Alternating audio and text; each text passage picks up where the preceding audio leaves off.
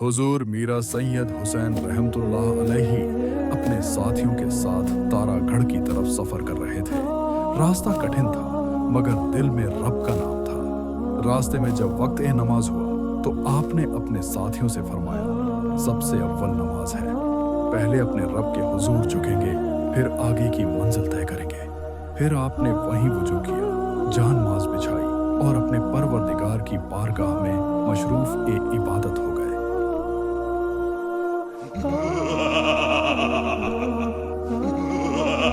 इधर एक जादूगर जो आपके मकाम और मकसद से जलता था, उसके दिल में नफरत थी। उसने सोचा, ये लोग नमाज में मग्न हैं, क्यों ना इस मौके का फायदा उठाऊं और इन सबको खत्म कर दूं।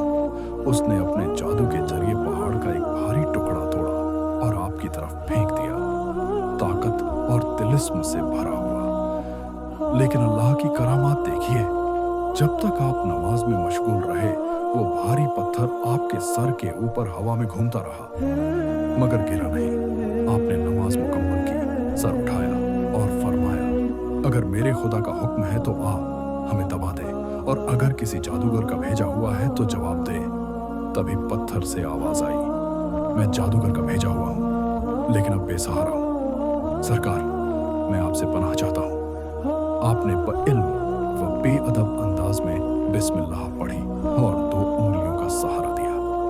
आपके घोड़े ने भी घुटनों से सहारा दिया और उस वक्त वो भारी पत्थर हवा में ही थम गया। मगर आपके जलाल से डर कर वो पत्थर पिघलने लगा और पिघलते पिघलते आवाज आई, सरकार, मुझे बचा लीजिए। आप तो चले जाएंगे मगर मैं पिघल कर हमेशा के लिए खत्म हो जाऊंगा। आपके दस्ते मुबारक का बोसा मुझे मिला है, अब मैं फना नहीं होना चाहता। हुजूर ने रहमत भरी निगाह से देखा, बिस्मिल्लाह पढ़ी और घोड़े के चाबुक को पत्थर पर मारा। पिघलता हुआ पत्थर दोबारा जम गया। वो पत्थर आज भी जादू का पत्थर कहलाता है।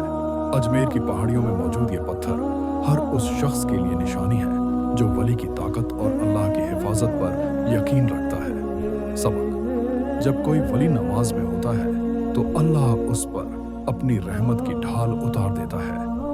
पत्थर पिघल जाते हैं, जादू हार जाता है, मगर वली अल्लाह की मदद से हर